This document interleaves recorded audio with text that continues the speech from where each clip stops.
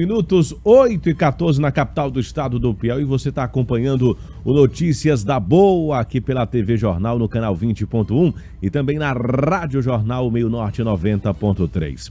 Frente, você sabe o que é o marco temporal? É uma medida que está sendo votada aí pelo STF, né? E se ela for aprovada, ela passa a determinar uma nova regra para a demarcação de terras indígenas no nosso país. E para a gente conversar sobre esse assunto, nós iremos receber a partir de agora, através de chamadas de vídeo, o Cícero Tabajara. Ele é coordenador de comunidades tradicionais da Superintendência de Direitos Humanos da SASC Piauí, e ele vai conversar conosco a partir de agora. Cícero, bom dia, obrigado pela sua participação. Com a aprovação desse marco temporal no STF, o que pode atingir nas demarcações indígenas em todo o país? Bom dia. Bom dia, Matheus Oliveira, bom dia a todos que estão ouvindo e assistindo o Jornal Notícia da Boa. Então, a gente está aí mais uma vez, né, sofrendo contra esse governo golpista que tem, a cada momento, tentado tirar os direitos dos povos indígenas. E dessa vez, eles estão aí mais uma vez tentando passar, né, no STF, essa medida que é do marco temporal. A gente sabe que com esse marco temporal sendo aprovado, esse marco temporal passando, vai dificultar mais ainda, cada vez, a demarcações de terras indígenas, tirando o direito dos povos indígenas de demarcar a sua área essa que é da sua ancestralidade, que é do seu povo, que a vida inteira viveu nesta área. E eles estão a todo custo querendo tirar esse direito dos povos indígenas. O marco temporal, eles querem qualificar que os povos indígenas só têm direito a reivindicar a área na qual eles estavam habitando ainda em 5 de outubro de 1988, quando foi instituída a Constituição Brasileira, né? Então, o que eles querem dizer com isso? Eles querem dizer que só é terra indígena, só é área indígena, aquele espaço que eles estavam ocupando justamente nessa data, né, que é no dia 5 de outubro de 1988, quando foi constituído a Constituição Brasileira, quando foi instituída, melhor dizendo. Agora, o que eles estão esquecendo com tudo isso é o quê? É que muitos índios, nesta data, neste período, não estavam nessa área por conta da opressão, por conta de várias mortes que houve, que na verdade houve uma grande chacina, né? E o que acontece? Esses índios tiveram que sair dos seus locais onde morava, onde sempre viveu a sua ancestralidade, e tiveram que se recuar para outra área. E agora o STF está querendo entender desta forma que só é terra indígena, só é área indígena, aquele espaço que estava sendo ocupado nesta data, né? Mas os povos indígenas, todas as lideranças do Brasil inteiro têm se unido, né, junto com suas organizações, para tentar derrubar esta ação, essa medida, né? Porque, como a gente já falou aqui, é uma dificuldade muito grande para se demarcar uma terra indígena. Hoje, tramita mais de 27 terras indígenas para serem demarcadas, que estão lá apenas esperando por uma assinatura, né? E com esse marco temporal, toda essa luta, Cícero, de anos... Quais são as burocracias, Cícero? Sim. Quais são as burocracias?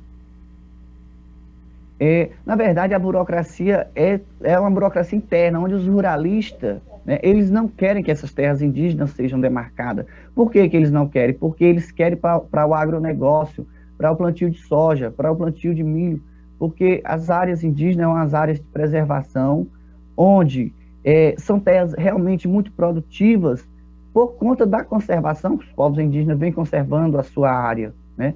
Então, eles têm um interesse muito grande por esta área, mas eles acabam esquecendo, né, que ali já vivem pessoas, ali já vivem indígenas, ali já vivem nativos, né? Então, a bancada de ruralistas que hoje compõe a Câmara dos Deputados, a Câmara e toda aquela junção de pessoas que têm esse poder na mão de estarem colocando essa terra, de estarem liberando essa terra para os povos indígenas viverem a sua cultura, eles colocam tudo o que for de dificuldade para que essas terras não sejam demarcadas para os povos indígenas.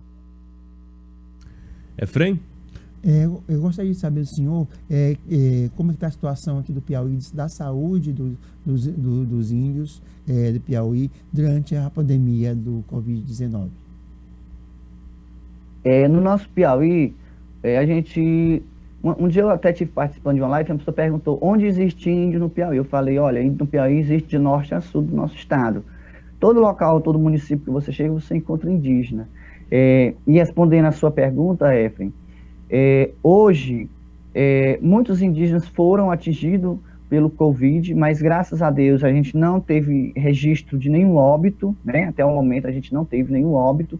Inclusive, a Superintendência de Direitos Humanos, com parceria com a CESAP, realizou a testagem de Covid-19 em todas as comunidades indígenas manifestadas hoje no Piauí, no município de Piripiri, Lagoa de São Francisco, Queimada Nova, Santa Filomena, e na região sul, onde hoje muitos indígenas se manifestam, né, e falam da sua história.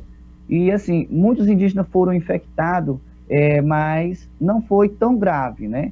Então, assim, a gente tem lutado bastante contra a Covid-19, a gente sabe que a gente está passando por um momento muito difícil, onde muitas famílias indígenas estão passando por necessidade, mas a gente tem lutado a cada dia para a gente levar o suporte. Hoje eu estou coordenador de comunidades tradicionais, da Superintendência de Direitos Humanos, e a gente tem feito um trabalho, né, de dar assistência a esses povos, né, aos povos indígenas, ao nosso povo, porque a gente vê da necessidade que eles estão passando agora nesse período de pandemia.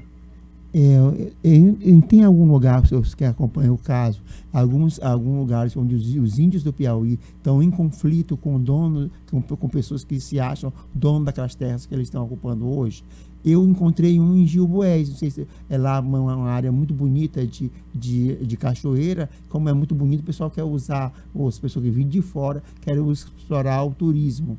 E lá tem alguns índios já morando no local. Quer saber se tem outros locais aí, como está essa situação de conflito entre índios que ocupam as terras com pessoas que tentam vir até de outros estados, ou mesmo do Piauí, querendo ficar com essas terras.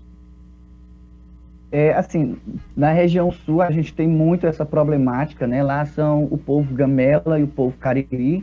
Inclusive o povo Cariri teve a regularização da sua terra agora recente, né? Agora já no início do mês, no final do mês de setembro, eles tiveram a regularização das suas terras, só estão esperando agora receber a titularização.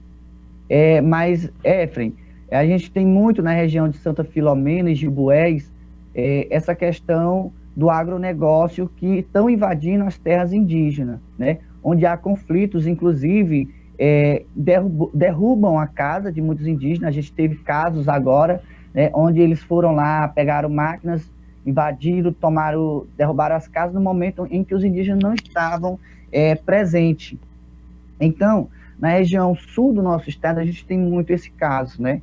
Onde eles estão invadindo, estão desmatando as áreas, estão poluindo rios, cachoeiras, inclusive no município de Bom Jesus, a gente tem um local lá onde onde o agronegócio se instalou em cima de uma serra, né, e embaixo tinha um riacho, e eles fizeram toda aquela devastação, aquele desmatamento, jogaram veneno. É claro que a gente sabe que eles usam muito do agrotóxico para a produção da soja, a produção do milho e do algodão, e eles jogaram muito veneno e acabaram poluindo todo um riacho que tinha embaixo, inclusive toda aquela areia, aquele mato, aquelas coisas desceram tudo para dentro do rio, onde acabou que enchendo o rio de Bagu, e que hoje não é mais acessível para os moradores, para os indígenas que vivem naquela área. Então, outra questão, o senhor é daquela região de Piripiri, não é? O senhor daquela região de Piripiri? O senhor daquela região de Piripiri? Isso, então, exatamente. Então, os senhores, para se configurar como, para se legitimar como índios, passaram a usar vestimentas, o senhor usa o cocá, e parece que essa região do sul, eles não dão legitimidade, porque eles não usam roupas convencionais, porque estavam no dia a dia daquela forma. Queria saber o senhor como eles podem enfrentar os índios essa situação. Porque eles até explicam para o juiz, cadê o cocá dele? Como se fosse obrigado a usar o cocá. Isso. Efraim, isso foi muito bom você ter colocado essa questão, porque isso é muito importante, né? O nosso cocá que a gente utiliza no nosso dia a dia, o nosso colazinho, essas coisas que a gente utiliza, isso apenas é um adereço, né? E que vem da nossa cultura, vem dos nossos ancestrais. A gente sabe que a colonização, ela chegou e ela bateu muito forte em cima dos povos indígenas, inclusive o Piauí, que hoje é um dos estados que mais sofre com isso. Os 2 estados que mais sofreram com a questão indígena foi o estado do Piauí e o Rio Grande do Norte, onde disseram que já não existia mais índio, né? E a gente está aqui mostrando que a gente vive. E a questão do nosso adereço, né? Isso é uma peça que a gente utiliza em momentos de rituais, isso é uma peça que a gente utiliza no nosso momento que a gente tem contato com os nossos encantados. No nosso dia a dia, a gente não utiliza disso, né? Eu acho que se você acompanhar de perto, você consegue ver que nos outros estados, como Roraima, na própria Amazônia, ali é porque eles já vivem dentro do território deles, de uma área que muitas delas não são demarcadas, mas que é uma área que eles ocupam desde sempre. Nós, povos indígenas, que vivíamos dentro da nossa área acabou sendo invadida, né? Piripiri, na verdade, é um dos locais onde mais existe a presença indígena. Sim. É isso que eu queria saber. Se vou continuar. Na região sul do estado, já que eles não usam cocá, o pessoal fica questionando eles. Isso, exatamente, né? Então, assim, mais a questão do nosso cocá, como eu explico, né? Isso mais é para nossos momentos de rituais. Então, lá no sul do Piauí, que para eles, que hoje ainda continuam sendo muito oprimidos, né? Eles têm medo. Eles não utilizam o cocá porque, olha o que acontece lá na região sul. Eu digo isso porque eu acompanho de perto a situação daquele povo. Lá, quando eles se auto-identificam como indígena, aqueles fazendeiros, eles já ficam de olho neles. Por quê? Porque além da terra séria dos indígenas, os fazendeiros a todo custo querem tomar, e sabendo que eles são indígenas, que eles têm direito àquela terra, eles mandam pistoleiro. Tem famílias lá que vivem dioturnamente vigiados por pistoleiro por conta dos fazendeiros que pedem para que eles fiquem ali vigiando, para eles não retomarem as suas terras. Então, eles não utilizam dos seus adereços por conta disso. Eles vivem escondidos, na verdade. Aí onde entra a história que no Piauí não existe índio. Existe índio, sim. Porém, eles estão muito oprimidos ainda e não pode ter aquela liberdade de chegar e se mostrar para a sociedade que eu sou indígena. Sem contar também a questão do preconceito, né? Porque existe muito essa questão do preconceito. Quando você anda com o seu cocá, as pessoas te olham com um olhar diferente, né? Parece que eles não estão entendendo por que você está usando aquele cocá. Às vezes ele pergunta, hoje é dia do índio, é festa do índio, o que está tendo aí? Né? Às vezes eles agem dessa forma. Efraim, agradecer o nosso querido Cícero pela participação, pela entrevista, destacando aí a importância, né, dos povos indígenas e também desta votação do marco temporal lá no STF. Obrigado, Cícero, pela sua participação. Obrigado, Matheus. Obrigado ao Efraim Ribeiro. E a gente diz que está aqui sempre disponível, né, para trazer esses esclarecimentos e agradece também o espaço, que é onde a gente pode estar expressando, né, a nossa realidade. Então, meu muito obrigado e bom dia. 8h27, 8h27 na capital do Piauí. Eu vou para um rápido intervalo comercial. Na volta tem mais participação popular, tem entrevista, tem informação para você, amigo telespectador e ouvinte, que acompanha aqui o Notícias da Boa.